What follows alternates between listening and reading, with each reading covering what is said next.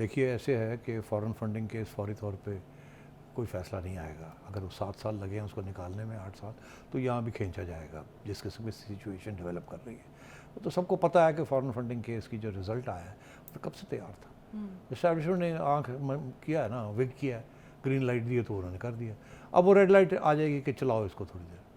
तो ये होगा ये कि जब भी ये आएगा खान साहब के ख़िलाफ़, उसके बाद अपील हो जाएगी इसको और स्टे मिल जाएगी हाई कोर्ट से, फिर वो स्टे पड़ी रहेगी। खान साहब को कोई डिस्क्वालिफिकेशन ख़त्म हो, अगर वो करता है तो वो ख़त्म हो जाएगी, स्टे हो जाएगी। फिर वो वहाँ, अगर वहाँ ख़त्म हो जाएगा तो ख़त्म हो गया, ना ख़त्म हुआ तो सुप्रीम कोर्ट में जाएगा, फिर वहाँ लेके बैठ जाएंगे। कोई ख़तरा नहीं है फौरी तौर पे। अगर ये एजेंडा पूरा होता है तो कोई ख़तरा नहीं है। ये जो मामला है डिस्क्वालिफिकेशन का और ये नवाज शरीफ साहब की कन्विक्शन का, ये फिर इसके भी रास्ते निकाले जाएंगे। तो खान साहब अभी भी गुस्से में है, कह रहे हैं पंजाब हुकूमत को खतरा है, मिस्टर एक्स मिस्टर वाई। तो एक लम्हे के लिए मुझे लगता है कि कहाँ से निकाल लेते हैं सारे करेक्टर्स। लेकिन सेठी साहब ये मिस्टर एक्स वाई कौन है? लोटे लोटे बनाएंगे, ये क्या कह रहे हैं खान साहब? ये तो खान बड़ा साहब कह खुल रहे के आ हैं कि मेरी गवर्नमेंट को गिराने की साजिश हो रही है और लोटे बनाए जाएंगे और मिस्टर एक्स और मिस्टर वाई ये पूरी कार्रवाई करेंगे और हमज़ा की हुकूमत वापस आ जाएगी, ये वो कह रहे हैं और नाराज़ हो रहे हैं कि ये आज की उनकी ये खबर है। आपको पता होगा कि मैंने इसी प्रोग्राम में कुछ अर्सा पहले कहा था कि परवेज़ इलाही साहब, ये इमरान खान की गवर्नमेंट नहीं रहेगी। मैं चाहूँगी हम सर चला ही देते हैं अगर वापस। आप है आप तो चला दें। बिल्कुल सेठी साहब का वो शॉट प्लीज़ प्ले कर दीजिएगा। मगर अब मैं आपको एक और बात कहने वाला हूँ कि ये पंजाब हुकूमत जो है ना, ये ना समझें कि ये परमानेंटली हुकूमत आ गई है और यही रहेगी। ये भी आप मेरी पेशेंट को ही नोट कर लें कि अगर खान साहब मिसबिहेव करेंगे और इंस्टेबिलिटी क्रिएट करेंगे और मुल्क को नुकसान देंगे जिस तरीके से अब हो रहा है, ठीक, तो फिर ये गवर्नमेंट भी छुट्टी हो जाएगी इस गवर्नमेंट की। ये परवेज इलाही साहब फैसला करेंगे ये इत्तेहाद कब तक चलना है, ये इमरान खान नहीं करेगा। ये ओके। पंजाब के अंदर जो कुछ होगा, जो फैसले होंगे हाँ हाँ पंजाब के बारे में होंगे, हाँ। उसके अंदर मैं आपको बता दूं, उसके अंदर जरदारी साहब भी इन्वॉल्व होंगे और परवेज इलाही साहब भी इन्वॉल्व होंगे और शहबाज शरीफ साहब भी इन्वॉल्व होंगे अच्छा और ठीक है। और इस्टेब्लिशमेंट के साथ भी मुशावरत होगी। सेठी साहब आपने ये ऑलरेडी बात कह दी थी। तो अब सूरत हाल ये है कि खान साहब को बात समझ आ गई है कि उनकी गवर्नमेंट नहीं रहेगी यहाँ, और वो कैसे गिरेगी वो मैं आपको बता देता हूँ। मिस्टर एक्स कौन है, मिस्टर वाई कौन है, लोटे कौन है, और फिर मैं आपको बता देता हूँ क्यों ये होने जा रहा है। पहली बात तो ये है कि मिस्टर एक्स और मिस्टर वाई है परवेज़ इलाही साहब और शुजात, ये मिस्टर एक्स और मिस्टर वाई है। इस वक्त तो ये हुकूमत बैठी हुई है परवेज़ इलाही के ऊपर। परवेज़ इलाही के साथ 10 लोग 12 लोग हैं, ठीक है। वो एक PMLQ है, मगर उसके जो लीडर हैं वो तो शुजात हैं। इन दोनों के दरमियान अभी तक सेटलमेंट नहीं हुई क्योंकि किसने क्या करना है और क्या नहीं करना।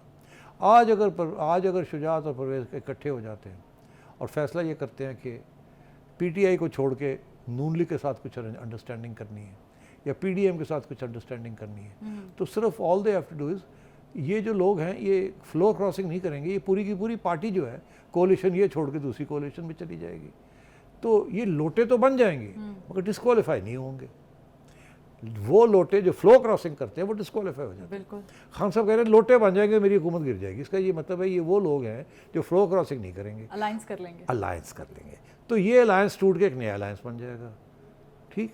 अब परवेज़ इलाही साहब ने ऑलरेडी इशारा कर दिया है कि वो तो फ़ौज के साथ खड़े हैं, इस्टेब्लिशमेंट के साथ खड़े हैं। खान साहब तो बाद की बात है, उन्होंने जिस किस्म के बयान दिए हैं कि जी खान साहब ने ये जो गिल वाला बयान और फिर खान साहब के ऊपर आर्मी वाला बयान सख्त, तो परवेज़ इलाही साहब तो तैयार हो गए हैं, इशारे की इंतज़ार है। तो ये गवर्नमेंट खान साहब की जाएगी। ये हो नहीं सकता कि आप इलेक्शन की तरफ जाएं और पंजाब भी खान साहब के पास हो और KP भी खान साहब के पास हो और आज़ाद कश्मीर भी खान साहब के पास हो और गिलगित बल्तिस्तान भी खान साहब के पास हो और पीपल्स सिंध भी जो है वो MQM और तो नून के पास क्या है। तो लेवल प्लेइंग फील्ड जिसकी मैं बात कर रहा हूँ उसके लिए कुछ और भी तो नून लीग मांगेगी ना, कि हम इस्लामाबाद भी छोड़ देते हैं तो फिर हम तो उड़ जाएंगे, हमें दो, नहीं तो हम तो बैठे हैं, निकालो फिर निकाल सकते हो, हम तो नहीं जाएंगे। ये एग्रीमेंट नहीं होगी, ये प्लान नहीं आएगा। तो उस प्लान के तहत फिर वही प्लान जाएगा जो पहले दिन बना था, जब पे परवेज़ इलाही साहब ने नून लीग के साथ और पीडीएम के साथ वायदा करके रहना था अंटिल द न्यू इलेक्शंस, और फिर उनको सीट एडजस्टमेंट्स की बात हुई थी उस वक्त कि परवेज़ इलाही साहब को हम इतनी सीटें दे देंगे, ये हो जाएगा, वो हो जाएगा। तो अब घूम फिर के आप वहीं आ रहे हैं, क्योंकि अब इस्टेब्लिशमेंट की रिक्वायरमेंट है कि लेवल प्लेइंग फील्ड की जाए। लेवल प्लेइंग फील्ड उसी सूरत में होगी कि जब इलेक्शन कॉल होगी तो केपी में खान साहब की हुकूमत होगी, पंजाब में पीडीएम की हुकूमत होगी, और सिंध में बाकी पीडीएम के पार्टनर्स की हुकूमत होगी। फिर लेवल, और नवाज शरीफ साहब वापस आ जाएंगे, और खान साहब जो है वो इलेक्शन में जाएंगे विदाउट डिस्क्वालिफिकेशन। तो मैं ये समझ रहा हूँ ये उस प्लान ही का हिस्सा है कि तैयारी हो रही है, क्योंकि अगर नवाज शरीफ साहब यहाँ लाहौर में लैंड करना है तो उससे पहले अपनी हुकूमत होनी चाहिए ना यहाँ। ये तो नहीं कि आके उसी वक्त पुलिस को गिरफ्तार कर लेगी। आपको समझना चाहिए कि पहले क्या आता है, बाद में क्या आता है और क्या होगा। तो ये बिल्कुल यहाँ तब्दीली आएगी पंजाब में, नवाज शरीफ साहब वापस आएंगे और फिर इलेक्शन की बराबरी तरफ का मौका मिलेगा जी, फिर इलेक्शन की तरफ जाया जाएगा, और फिर केयर टेकर गवर्नमेंट्स बनेंगी।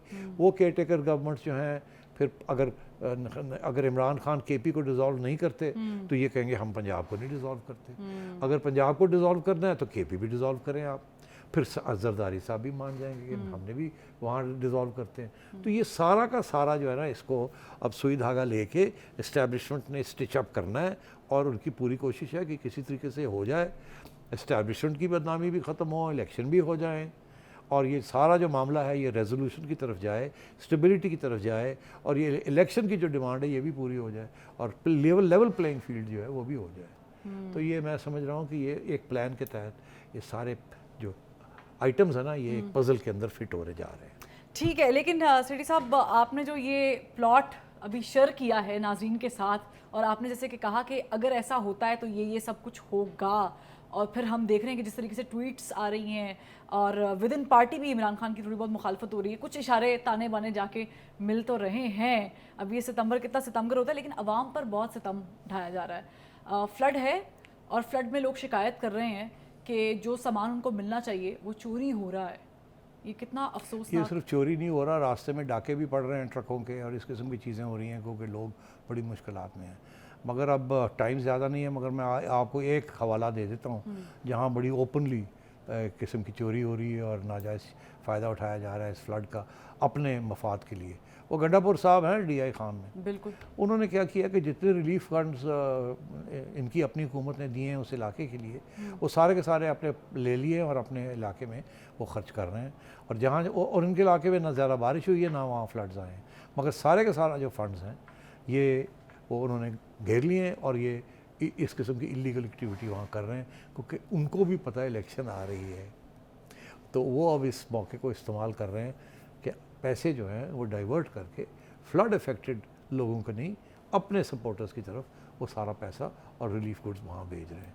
और ये हमारे रिपोर्टर हैं वहाँ, साजिद बलोच साहब, उन्होंने ये रिपोर्ट भेजी है, और फुल फ्लैश वो कहते हैं ये पक्की बात है और ये बात करने वाली है, और इसलिए आवाम को ये बताएं कि यहाँ ऐसे भी फ्लडिंग के ज़माने में इतनी जुल्म है, लोग मर रहे हैं, और यहाँ फिर भी सियासत हो रही है, और इस तरीके से साइफनिंग ऑफ हो रही है रिलीफ गुड्स की।